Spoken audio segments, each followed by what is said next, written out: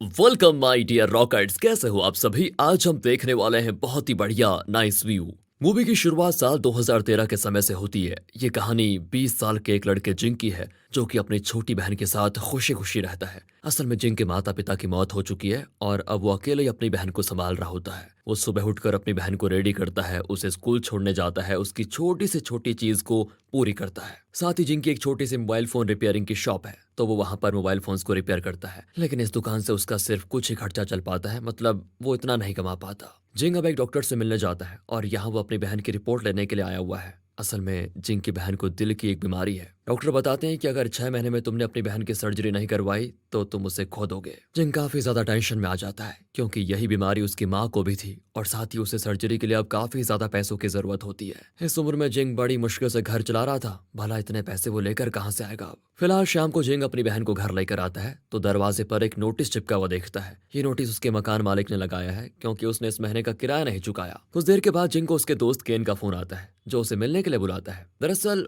हुआ यह था कि एक बार जिंग ने केन की मां के इलाज के लिए कुछ पैसे उधार दिए थे और अब जिंग को ऐसा लगता है कि केन मुझे इसीलिए बुला रहा होगा क्योंकि वो पैसे देना चाहता है। जिंग तुरंत केन से मिलने पहुंच जाता है। उसे केन फिर एक वेयर हाउस यानी कि गोडाउन में बुलाता है जहां पर वो जिंग को कई सारे बॉक्सेस दिखाकर कहता है इनमें फोन्स हैं जिनमें थोड़ी बहुत खराबी है बस, और ये सारे फोन्स जिसने भी कंपनी से लिए थे वो आदमी इस वक्त जेल में है और मेरा बॉस जो कि इस गोडाउन का मालिक है वो ये सारे यूनिट्स फेंकवाने वाला है। अगर तुम चाहो तो इन फोन्स को बनवाकर मार्केट में अच्छे रेट पर बेच सकते हो, बस तुम्हें इन सारे यूनिट्स के बदले मुझे 1 लाख युवान देने पड़ेंगे। अब इतने पैसे तो जिंग के पास होते नहीं। वो अपने दोस्त से कहता है कि भाई मैं सोच कर बताऊंगा। साथ ही वो अपने साथ एक दो फोन्स घर लेकर आ जाता है और उन्हें रात में जागकर ठीक करता है। फिर उस फोन को लेकर जिंग अगले दिन एक मार्केट डीलर के पास लेकर जाता है जो कि उस फोन के अच्छे पैसे भी दे देता है। अब जिंग वेयर हाउस में रखे सारे फोन्स का हिसाब करता है तो हिसाब में उसे प्रॉफिट मिलता है। फिर वो इस डीलर से डील फाइनल कर लेता है। इसमें यह होता है कि जिंग उसे फोन्स ठीक करके बेचेगा और ये डीलर इन फोन्स को मार्केट में बेचेगा। इस तरह इन दोनों का फायदा होगा। जिंग तुरंत बैंक जाकर 2% के इंटरेस्ट पर अपनी दुकान की पेपर्स गिरवी रख देता है और 1 लाख का लोन ले लेता है जिसे उसे 1 महीने के अंदर चुकाना होगा। फिर लोन के पैसे मिलने के बाद वो अपने दोस्त से सारे फोन के यूनिट्स खरीद लेता है। लेकिन उसके रास्ते में अब मुश्किलों का आना शुरू होता है। दरअसल सरकार ने यह नियम निकाला है कि कोई भी अब मार्केट से सेकंड हैंड फोन नहीं बेच सकता। अगर कोई भी ऐसा करते हुए पकड़ा गया तो इसके लिए उसको सजा होगी। अब इस नियम के आते ही जिस डीलर ने जिंक से इन फोन्स की डील की थी वो इस डील को कैंसिल कर लेता है, जिस कारण जिंक को बिल्कुल समझ में नहीं आता कि वो क्या करे। उसने कैसे सपने देखे थे लेकिन सब चूर होने वाले हैं। काफी सोचने के बाद उसको एक आइडिया आता है और जिंग सीधा उस कंपनी में जाता है जिस कंपनी ने ये सारे फोन्स बनाए थे। वहां वो मैनेजर से कहता है कि सर मेरे पास आपकी कंपनी के फोन्स का स्टॉक है और सरकार के इस नियम के मुताबिक हम उन फोन्स के स्टॉक को नहीं बेच सकते, पर हम उन फोन्स के छोटे से छोटे पार्ट को अलग अलग करके बाहर के देशों में आराम से बेच सकते हैं। इससे हमें काफी ज्यादा फायदा होगा। मैं आपको उन पार्ट्स को अलग अलग करके दे सकता हूँ। अब इस पर मैनेजर कहता है कि ये नामुमकिन है क्योंकि वो पार्ट्स क्वालिटी चेक में फेल हो जाएंगे। इस पर जिंग कहता है कि सर ऐसा कुछ नहीं होगा, आप मुझे बस मौका तो दीजिए एक बार। उसकी ये बात सुनकर मैनेजर भी कह देता है कि ठीक है, पहले मुझे क्वालिटी चेक में पास होकर दिखाओ फिर आना। अब उसका ये चैलेंज एक्सेप्ट करके जिंग घर आता है और पूरी रात जाकर फोन के हर एक नाजुक और छोटे पार्ट्स को बड़ी ही आराम से अलग करता है और इस तरह क्वालिटी चेक में उसके सारे पार्ट्स पास हो जाते हैं, जिस चीज के बारे में जिंग तुरंत मैनेजर से आकर बताता है। लेकिन मैनेजर अपनी बात से मुकर जाता है। अब वो जिंग से कहता है कि अभी तुम्हारी उम्र है ही क्या, इन सब के लिए तुम बहुत छोटे हो। बेचारा जिंग यहाँ हताश होकर कहता है कि अरे इससे उम्र में क्या लेना देना। लेकिन वो हार नहीं मानता और सीधे जाकर इस फोन कंपनी के मालिक से जाकर मिलता है। वो उन्हें अपना आइडिया बताता है और कहता है कि मुझे बस आपके 10 मिनट चाहिए। कंपनी का बॉस भी जिंग से कह देता है कि अभी तो मैं शहर से बाहर जा रहा हूँ, 1 महीने के बाद जब आऊंगा तब बात करते हैं। इतना कहकर वो चला जाता है। लेकिन जिंग तो बड़ा जिद्दी है। वो ये पता करके कि कंपनी का बॉस किस ट्रेन में जाने वाला है अपनी स्कूटी से गिरते पड़ते हुए किसी तरह दूसरे स्टेशन से उस गाड़ी में चढ़ जाता है। फिर वो ली यानी कंपनी के मैनेजर से कहता है मुझे बस आपके 5 मिनट चाहिए। ली उसको ये टाइम दे देता है जिस दौरान जिंग उसको ठीक से अपना पूरा प्लान बताता है। अब ली कहता है कि देखो इस काम में रिस्क है और तुम अगर अपनी जिम्मेदारी पर इस काम को करना चाहते हो तो करो, लेकिन हम इसके लिए ना तो कोई एडवांस, ना ही कोई मैन पावर और ना ही कोई जगह देंगे। सब कुछ तुम्हें खुद ही करना पड़ेगा और हाँ अगर काम में नुकसान होता है तो वो तुम्हारा ही होगा। ली जिंग को अपना बिजनेस कार्ड देते हुए कहता है कि जब काम पूरा हो जाए तो मुझे बता देना। ली के पास भी कोई चारा नहीं था, वो ये शर्त मानने को तैयार हो जाता है। फिर वो ट्रेन से अगले स्टेशन पर उतर जाता है। अब यहाँ ली जिंग की इस काबिलियत, इस कॉन्फिडेंस को देखकर कहता है मुझे इस 20 साल के लड़के में खुद की परछाई दिख रही है, मैं भी बिल्कुल इसी तरह था। अब जिंग को याद आता है कि मुझे तो स्कूल भी जाना था अपनी बहन को लेने के लिए। वो जब वहां पहुंचता है तो उसकी बहन गार्ड के साथ बैठी होती है। वो जिंग की चोट को देखकर कहती है कि भैया स्कूटर ठीक से चलाया करो। दोस्तों ये चोट जिंग को ट्रेन पकड़ते वक्त रोड पर एक्सीडेंट में लगी थी। घर पहुंचकर ये छोटी सी बच्ची अपने भाई के घाव में दवा लगाती है और कहती है मुझसे माने जाने से पहले कहा था कि तुम अब बड़ी हो गई हो, तुम्हें अपने भाई का ख्याल रखना पड़ेगा। और उसके इस बात को सुनकर जिंग थोड़ा इमोशनल हो जाता है। इधर लोन न चुका पाने की वजह से जिंग की दुकान उससे छिन जाती है। इस कारण ना चाहते हुए भी जिंग अपनी स्कूटी को बेच देता है। उसे ये समझ नहीं आ रहा होता है कि वो इस काम को किस तरह शुरू करे।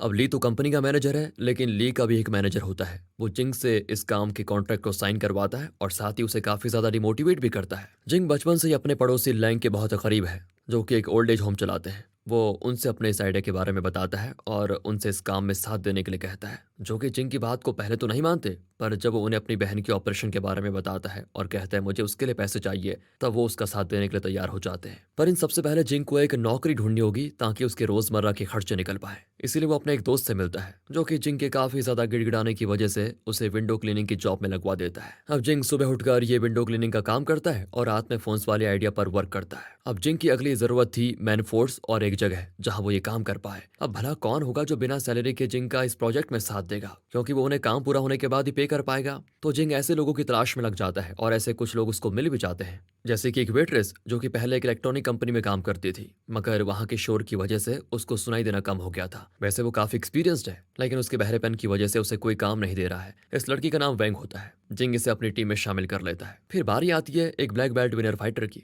जिसके ऊपर अपने ही सुपरवाइजर को पीटने का इल्जाम है और वो इस वजह से काफी डिस्टर्ब रहता है। जिंग उसे भी राजी कर लेता है। फिर आगे जिंग साइबर कैफे में रात दिन गेम में डूबे रहने वाले दो गेमर के पास जाता है, जिनमें से एक अब शादी करके सेटल होना चाहता है, इसीलिए दोनों जिंग को ज्वाइन कर लेते हैं। बाकी की टीम में लैंग के ओल्ड एज होम से 4 और इस फील्ड के एक्सपीरियंस लोग शामिल हो जाते हैं। और रही बात जगह की, तो जिंग एक छोटी सी जगह इस काम के लिए रेंट पर ले लेता है। यहीं पर वो अपनी फैक्ट्री शुरू करता है और इस कंपनी का नाम जिंग नाइस व्यू इलेक्ट्रॉनिक्स रखता है। अब देखो बेचारे जिंग की क्या हालत हो रखी है। दिन में तो मल्टी स्टोरी बिल्डिंग्स पर हवा में लटक कर विंडोज की सफाई करता है और रात में अपने फोन्स के काम को समय देता है। That's very inspiring. उसके साथ उसे अपनी बहन का भी ख्याल रखना पड़ रहा है, और वैसे ये सब चीज उसके लिए मैनेज कर पाना बहुत मुश्किल हो रही है, लेकिन फिर भी वो लगा हुआ है क्योंकि मेहनत करने से हार नहीं होती। पर इस वजह से ये सभी शेड्यूल से पीछे चल रहे थे और कॉस्ट रिडक्शन को लेकर वो साइबर कैफे वाला लड़का जिंग पर भड़क पड़ता है और काम भी छोड़ देता है। इसी बीच जिंग को पता चलता है कि मिस वैंग जिस कंपनी में काम करते हुए बहरी हुई थी, उस पर उन्होंने केस कर दिया है। कंपनी भी उनके घर पर कुछ गुंडे भेजती है ताकि वो अपना केस वापस ले ले।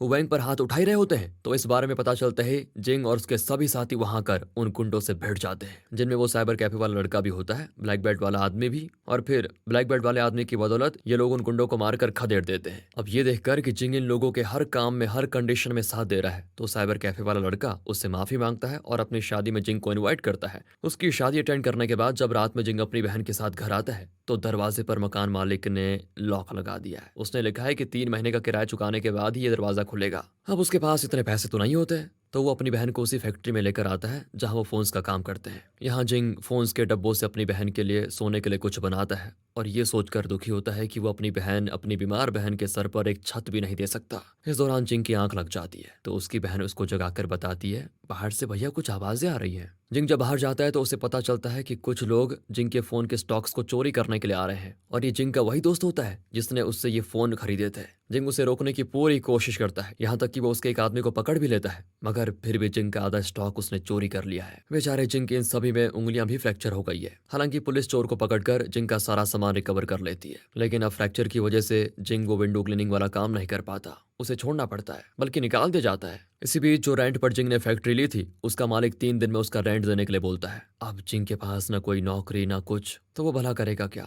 वो रोते हुए कंपनी के मैनेजर के पास मदद के लिए जाता है, लेकिन वो भी उसकी कोई मदद नहीं करता, बल्कि उल्टा उसका मजाक उड़ाता है। साथ ही तेज तूफान की वजह से जिंग की पूरी फैक्ट्री तहस नहस हो जाती है। अपनी फैक्ट्री की यह हालत देखकर उसे पहली बार ऐसा लगता है कि हिम्मत नहीं है उसमें, उसकी हिम्मत टूट जाती है। हालांकि उसकी किस्मत बढ़िया होती है, उसका सारा स्टॉक अभी भी सही सलामत था। पर जिंग अपने सभी साथियों से कहता है कि भाइयों, मैं तुम्हें पे नहीं कर पाऊंगा, क्योंकि इस फैक्ट्री का रेंट भी मैंने अभी तक नहीं दिया है और अब इस जगह को खाली करना पड़ेगा। जिंग को ऐसे देखकर सभी लोग उसको हौसला देते हैं और सारा सामान अपने अपने घर ले जाकर वहां काम पूरा करने की बात करते हैं। अगले 2 हफ्तों में इन्हें काम पूरा करना था, तो सभी अपने घर सामान ले जाकर रात दिन एक कर देते हैं। इस दौरान जिंग लैंग के घर पर रहता है अपनी बहन के साथ। जल्द ही ये 2 हफ्ते पूरे हो जाते हैं और सभी पूरी मेहनत और लगन से सारा काम कंप्लीट कर देते हैं। पूरा माल कंपनी क्वालिटी चेक के लिए लेकर जाती है। कुछ दिनों के बाद जिंग और उसकी पूरी टीम को कंपनी बुलाया जाता है। मिस्टर ली जिंग के काम से बहुत ही खुश होते हैं। वो जिंग के साथ 2 साल का कॉन्ट्रैक्ट साइन करते हैं और साथ ही साथ उसे 50 लाख योन एडवांस के तौर पर देते हैं। That's great. सभी लोग इस चीज से काफी खुश होते हैं। जिंग और उसकी मेहनत आखिरकार रंग लेकर आई दोस्तों। इसके बाद हमें 6 साल के बाद का सीन दिखाया जाता है। अब नाइस व्यू इलेक्ट्रॉनिक्स एक बहुत बड़ी कंपनी बन चुकी है,